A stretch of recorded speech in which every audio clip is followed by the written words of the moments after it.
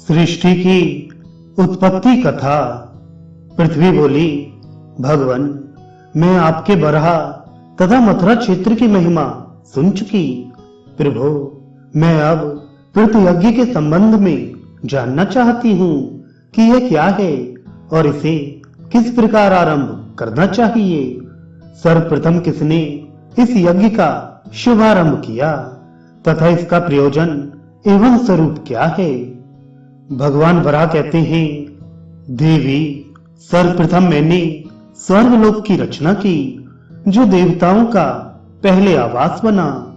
जगत प्रकाश शून्य था और सर्वत्र अंधकार व्याप्त था।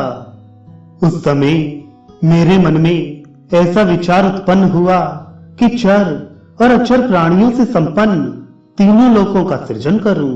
उस समय मैं संसार की सृष्टि से विमुख शेषनाग की शैया पर शयन कर रहा था। ऐसा मेरा अनंत शयन हुआ करता है। माया स्वरूपिणी निद्रा मेरी सहचरी है। इसका सृजन मेरी इच्छा पर निर्भर है। इसी से मैं सोता और जागता हूँ। सृष्टि के प्रारंभ में सर्वत्र जल ही जल था। कहीं कुछ भी पता नहीं चलता था। उस जल में एक वट वृक्ष के अतिरिक्त अन्य कुछ भी नहीं था। वह वट भी बीज जनित नहीं था, बल्कि मुझ विष्णु द्वारा ही उत्पन्न था।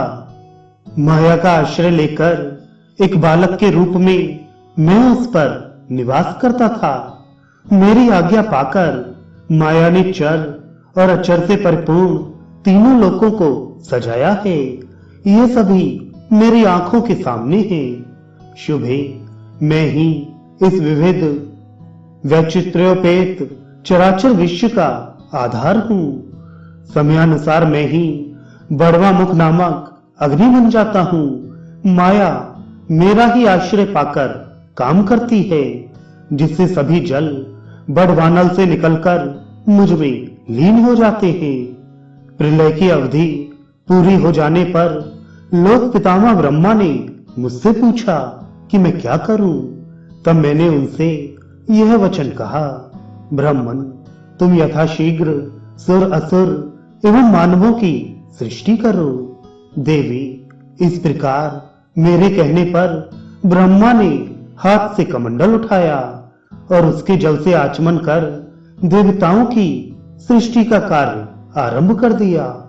पितामह ने 12 आदित्य, 8 वसु, 11 रुद्र, 2 अश्विनी कुमार, 49 मरुदगण एवं सबका उद्धार करने के लिए ब्राह्मण तथा सुर समुदाय की सृष्टि की।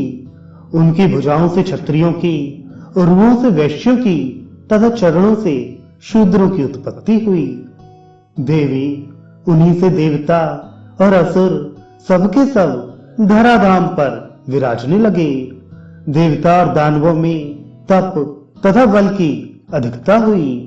अदिति देवी से आदित्य, वसुगण, रुद्रगण, मरुदगण, अश्विनी कुमार आदि 33 करोड़ देवता उत्पन्न हुए। दिति देवी से देवताओं के विरोधी दानवों की उत्पत्ति हुई।